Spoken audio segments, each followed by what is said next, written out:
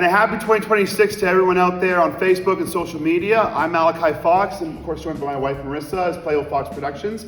This is another episode of Theater Talk, where we engage in conversation promoting another wonderful local theater company. And this time, we are so blessed to have Dundas Little Theatre promoting their upcoming production of Home, I'm Darling. Now, did I say that right?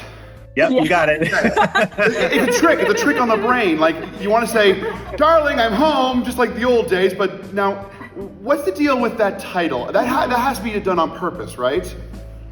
Yeah, it's a play on exactly what you said, the Darling, I'm Home, only this play looks at that whole dynamic of the 1950s nostalgia and what it was like to be a family or a couple back then, and kind of turns it on its head. So yeah. So can you give us a rundown as to what this play really is about? Okay, so on paper, like a back of the book, it's just like, this couple lives their life like it's the 1950s, but oh no, you can't deal with your problems like it's the 1950s, obviously. So they're gonna have to have a reality check. But if you are watching the play, it kind of becomes clear that it's about so much more than that. And really, controversial opinion, I don't think it's about the 50s at all.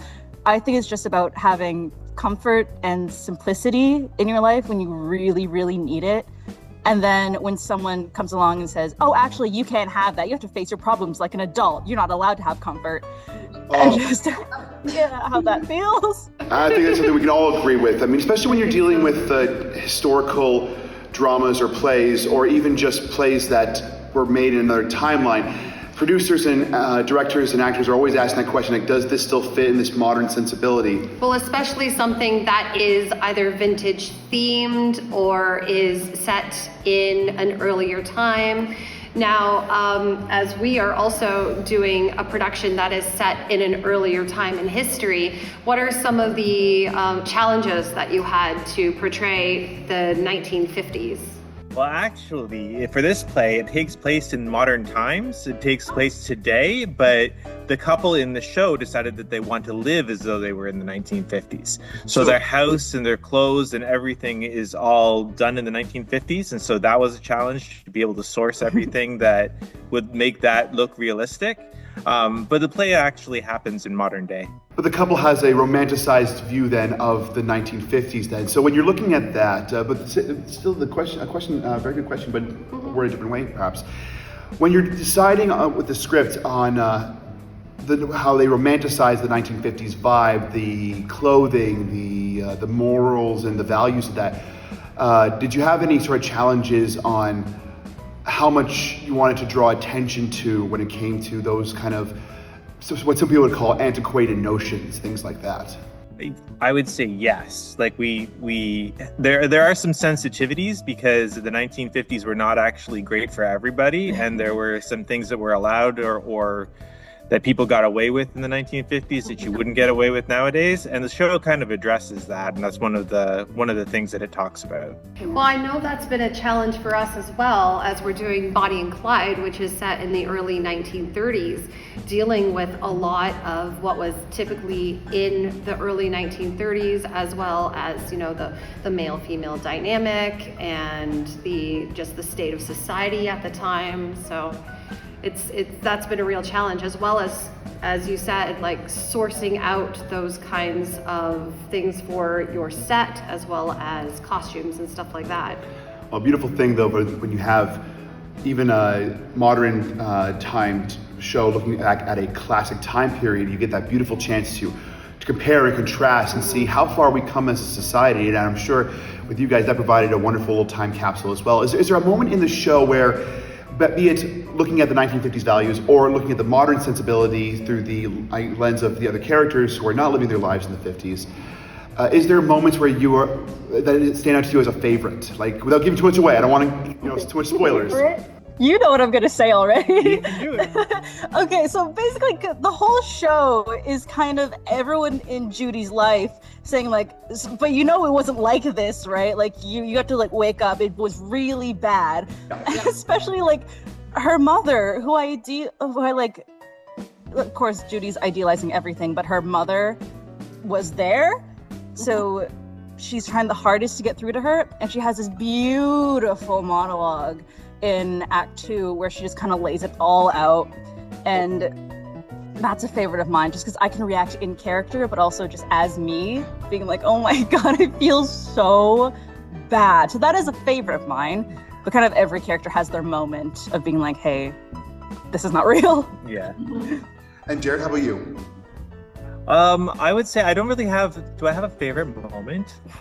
I think that I love the dynamic between, like, there's another couple that are not living in the 50s. Like they're just a regular couple that kind of like one or two like nostalgia things, but they're not like dedicated to it like Judy and Johnny, the main characters, are. And there's a couple scenes where both couples are together and interacting with each other, and I really love the way that the cast comes together on that, and you can kind of see like the clashes and the different priorities for each of the couples. So I think that's my favorite.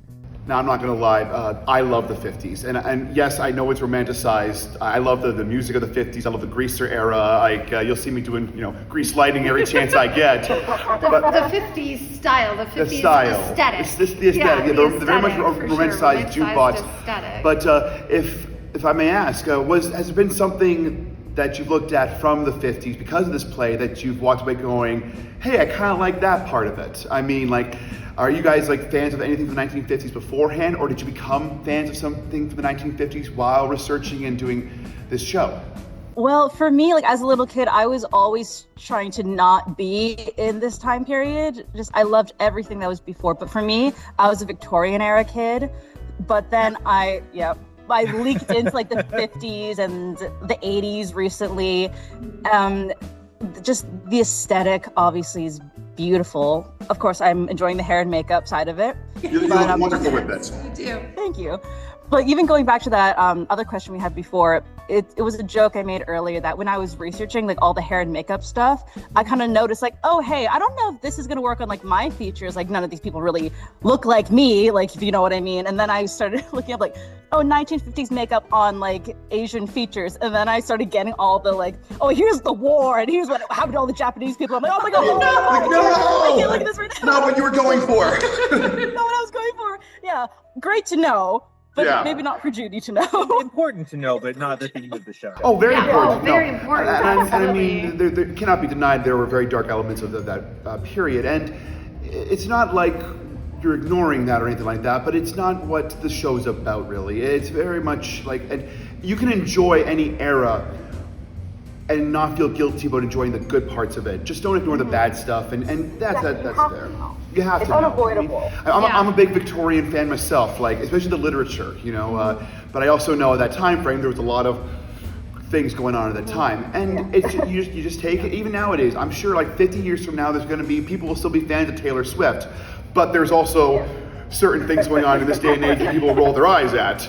Well, even as we've been doing the research for the early 1930s and the Great Depression, and there's so much there that is like, it's interesting and fascinating, but at the same time, there were so many hardships and just getting into these people's mindsets. And these are romanticized folk tale style of the way we do Bonnie and Clyde. Yeah, now, absolutely.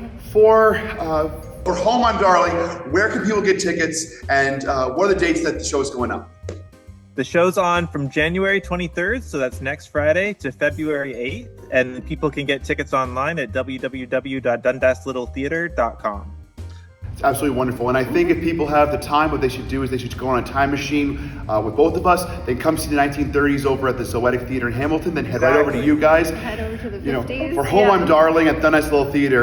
We gotta wrap it up, but I just want to thank you, Jared. Thank you, Annie, for joining us for Theatre Talk. Both of you. You've been wonderful. I hope to speak to you guys again. And as we always say here, the show must always go on, whether you like it or not. Have a great day, you guys. Break a leg. You too. You too. Want to win a night of the theater? Well, we're giving away 2 tickets to see Home I'm Darling at Dundas Little Theatre. To enter, just message the word darling to our Facebook or Instagram pages. That's it. We'll pick a winner before opening night and we'll be in touch. And don't forget, Bonnie and Clyde the Broadway Musical is coming soon to Fergus and Hamilton, a playful Fox production.